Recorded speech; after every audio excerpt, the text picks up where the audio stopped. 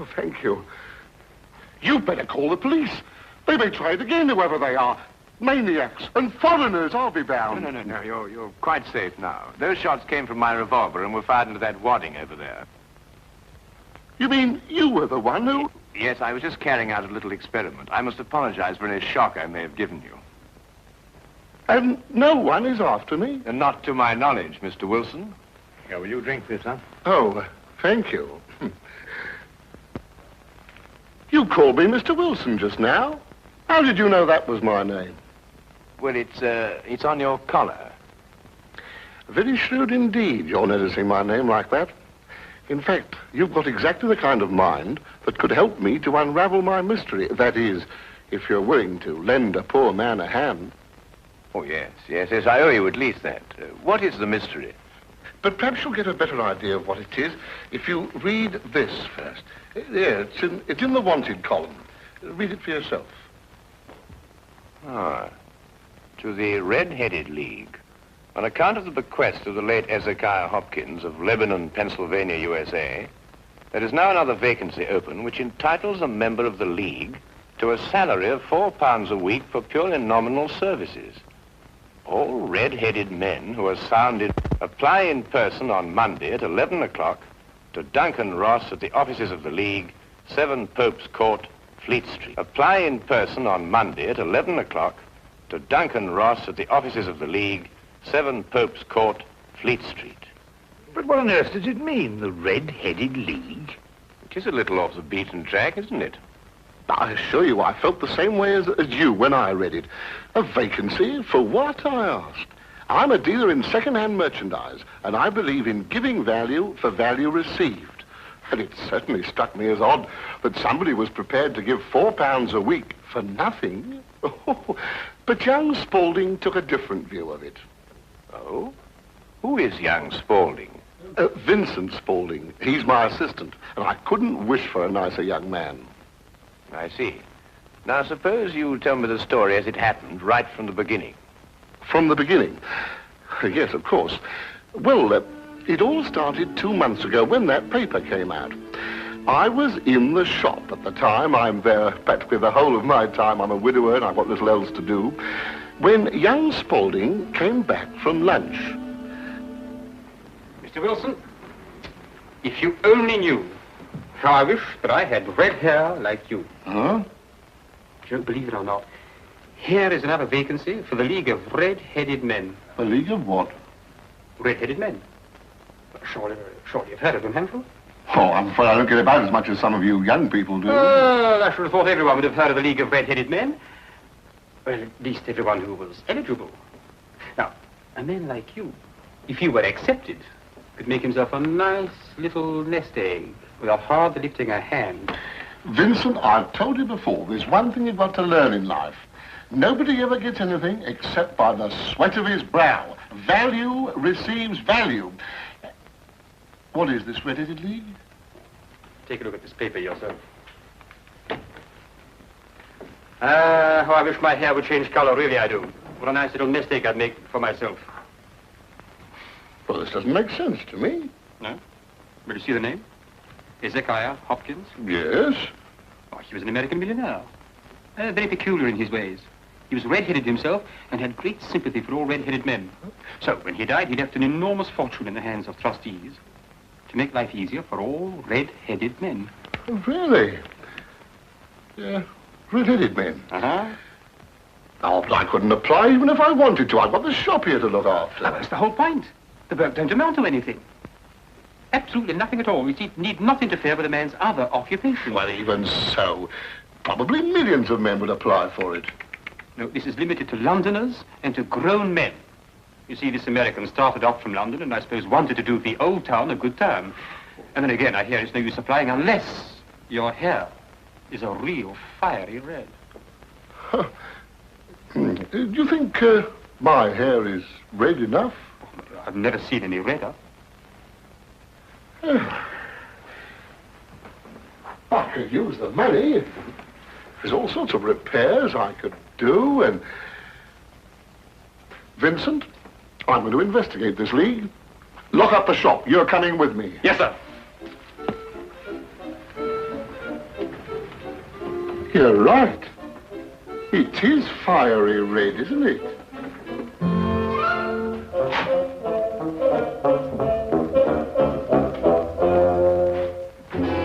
Just let me handle everything. All right. Stand back, everybody. This is Mr. Hopkins' son. Go on, step back, or he'll see that you don't get interviewed at all. Mr. Hopkins. This way.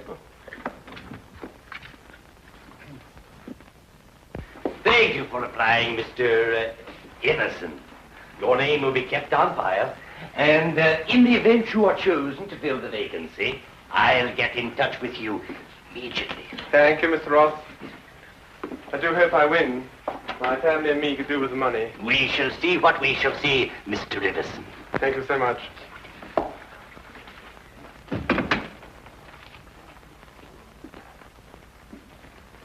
Are you the next applicant? Yes, this is Mr. J.B.S. Wilson. Your search is over. He's willing to fill the vacancy. Will you sit down, Mr. Wilson?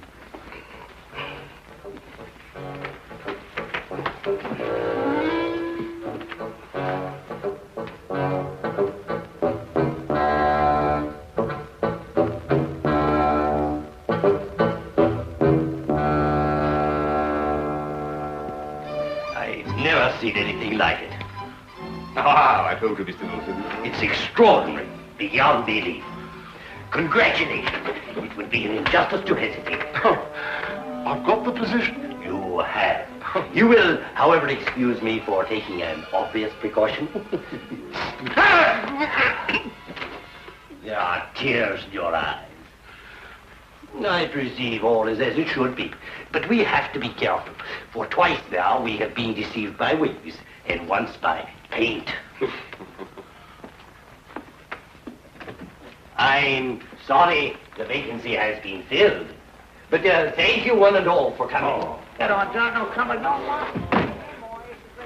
My name is Duncan Ross.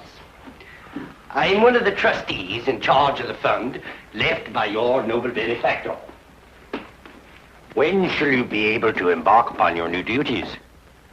Oh, well, almost any time, I suppose. Though I should mention that I have another business which will require some of my time. Oh, so long as you're free to be here between the hours of 10 to 2, there'll be no objections. Easy enough, Mr. Wilson. There's very little business during those hours, and what there is, I could take care of. Oh, thank you, Vincent. I appreciate that. And what is the work? Copying the encyclopedia. Oh, The Encyclopedia Britannica. You will provide your own pen, ink, and blotting paper, and copy it down word for word. Is that agreeable? well, yes. Our only demand is that you remain in the office, or at least in building, during working hours. If you leave, you forfeit your position forever. The will is very clear on that point. Well, it's only 4 hours a day. I shouldn't think of leaving. No excuse will avail, neither sickness, nor business, or anything else. Here you must stay or lose your billet. I quite understand. Then, goodbye, Mr. Wilson. And again, let me congratulate you. Oh, thank you, sir. Thank you. The Encyclopedia Britannica. You'll do a wonderful job of it, Mr. Wilson. I'm sure you will.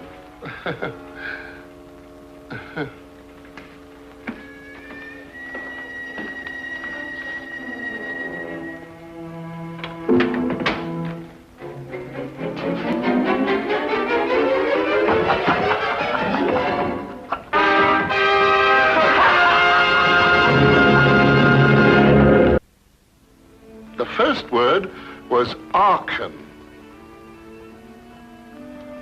At the end of 8 weeks, I'd finished the A's and begun the B's. For this, Mr. Ross rewarded me every Saturday with 4 golden sovereigns. Yesterday morning, however, I got a staggering blow indeed.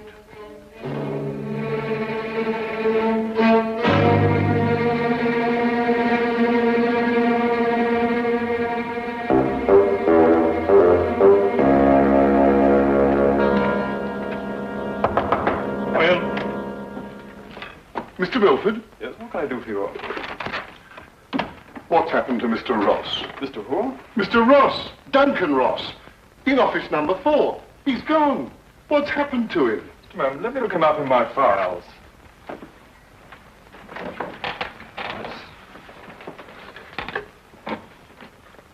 Are you a customer of this, Mr. Ross? I work for him. That is, I did up until this morning. What did you do? I copied the encyclopedia. You copied? The Encyclopedia Britannica. Wouldn't it have been cheaper buying another encyclopedia rather than going to all the trouble of copying it? You don't understand. That's the work the Red-Headed League required me to do. Look here, my good man. If this is a joke, I fail to see the humor. If it isn't, it's my duty to inform you that office number 4 was rented temporarily to William Morris, an accountant. I never heard of Duncan Ross, nor the Red-Headed League in all my life, and I'm certain they never existed. I got the home address of William Morris, but when I arrived there, it turned out to be a factory making ladies' unmentionables. No one had ever heard of William Morris or Duncan Ross. My word, you really were on a wild goose chase, weren't you? After that, I didn't know quite what to do. The whole experience was so embarrassing, I could hardly make myself tell it to Spaulding. Then, quite naturally, you thought of me. Well, as I said before, I'm not a rich man. If I don't locate the League or find out what happened to them, I stand to lose £4 a week. You don't stand to lose anything, Mr. Wilson. You can't lose something you didn't possess in the first place. And the story is probably a pack of lies in any case. Holmes. And if it isn't, you've no reason to complain. You're 30 pounds richer by your experience, not to mention the invaluable knowledge you've gained on every subject under the letter A. If I were you, Mr. Wilson, I'd be quite grateful and forget about the whole affair. Good day to you, sir. Well, I hardly expected this kind of treatment. If you should discover a corpse at your second-hand shop in an old cello case, you're perfectly welcome to return. In the meantime, I have an experiment to conclude. I'm going to find out if firing a gun in a house is illegal. If it is, you can rely on me to report you. Holmes, what on earth persuaded you to behave like that? Yes, it was rather unseemly behavior, wasn't it, Watson? Right. But absolutely necessary, I assure you. But why? Well, if I told him I was willing to take on his case, he'd probably give it away to the wrong party. Why burden him with the necessity of having to keep a secret? Then you mean you're going to take the case? I wouldn't miss finding out about the Red-Headed League for all the tea in India. China, Holmes. Do you think it could be a prank, some sort of wild practical joke on Mr. Wilson? Well, at £4 a week for 8 weeks, the joke would be on someone else. It is a considerable sum, isn't it? The case, as I see it, breaks down into 2 whys. I think I know the first why, but the second why eludes me. Well, which is the why you know and which is the why you don't know? Well, why was the League formed? Now, that's obvious. To keep Wilson out of the shop for a certain number of hours a day. But why is the why that I want to know? Well, why is the why that you want to... I see. You mean somebody tried to get Wilson out of his shop in order to steal something from him? No. The case is too elaborate to justify stealing from so small a shop as Wilson's. No, the reason is bigger than that. Bigger than any of us might imagine. Now, you're not going to start shooting again, Holmes. No, but I'm going to take this with us. Us? Yes, you're interested in the case, aren't you? I'm a doctor, Holmes. Well, all the better if someone should get hurt. This started out to be such a peaceful morning, and an old friend of mine was coming from India, and we were going to spend the day together. And now look what you've talked us into, the Red-Headed League. Yes, exciting, isn't it?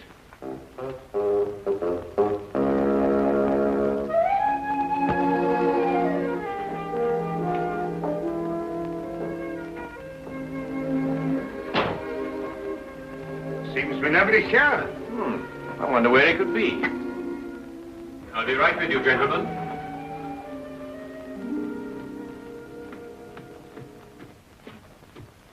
May I help? I'm sorry, I was occupied in the cellar. I hope I haven't kept you waiting. Not at all. My friend here is interested in making a purchase. Mm-hmm. Anything in particular? Anything in, well, you never know what you might, oh, what's that? That? Yeah. That is a, oh, yes, this is fascinating. This is it's the essential part of the structure of a wild boar trap. No, really? Yes. By Jove, a wild boar trap, eh? How very interesting, you know, and a very fine specimen as wild boar traps go. Yes, yes. a very fine. Oh, indeed, reminds me of my day.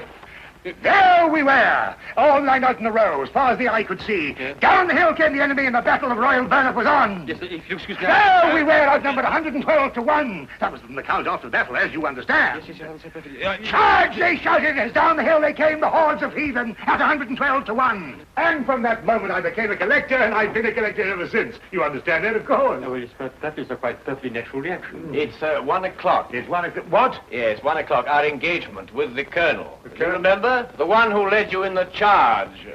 Oh, of course, yes. Well, I hope you'll keep that for me, will you? Well, there's been a fearful run on wild boar traps lately, but I'll do my best. Thank you, thanks so much. Good afternoon. Well, what did you discover? The knees of Spaulding's trousers show considerable wear. What does that mean? That's a great deal. Let me have your stick for a minute. What are you doing? Well, no time to explain now, but a considerable crime is in contemplation. And since today is Saturday, we may have some difficulty in preventing it. What kind of a crime? A bank robbery. What? Shh, shh, shh. Meet me at the side entrance of the Westminster County Bank at 10 o'clock sharp. Yes, is that the bank that's going to be... Yes. At 10 o'clock sharp, remember?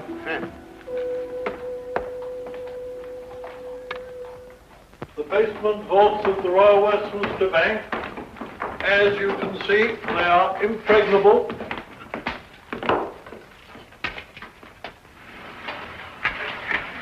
Why are you so sure that the bank's going to be robbed, Holmes? Because the knees of a man's trousers were badly worn.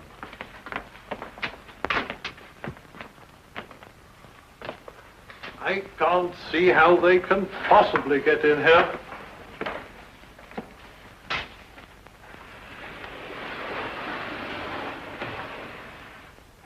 Is that the gold? Yes.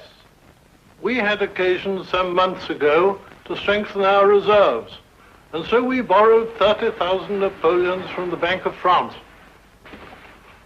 Word must have leaked out, if Mr. Holmes' deductions are correct. Gentlemen, we must prepare ourselves. As soon as Mr. Wilson goes to sleep, they will make attempts to get in. Who are they? Shh.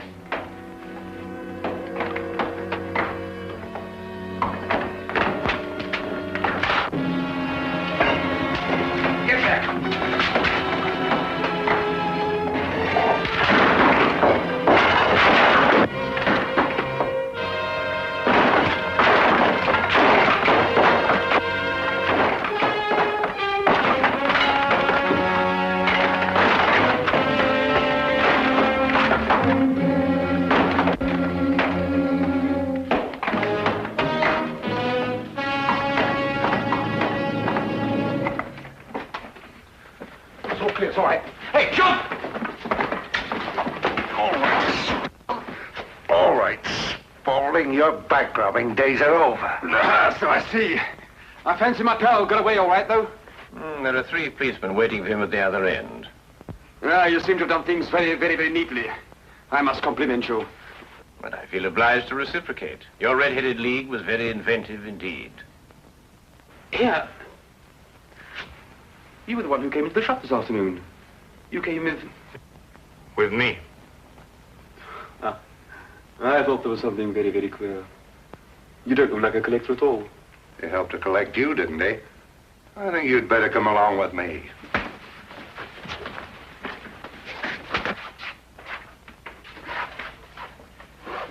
I don't know how the bank can repay you, Mr. Holmes. I've been more than amply repaid, Mr. Merriweather, by having one of the most unique experiences of my career. However, there is one thing you could do for me. Name it. Well, it's... Anything, Mr. Holmes. I'm a regular depositor at your bank, Mr. Merriweather, and I should be eternally grateful if you could do something about your pens. I've yet to find one of them that worked. Come along, Watson.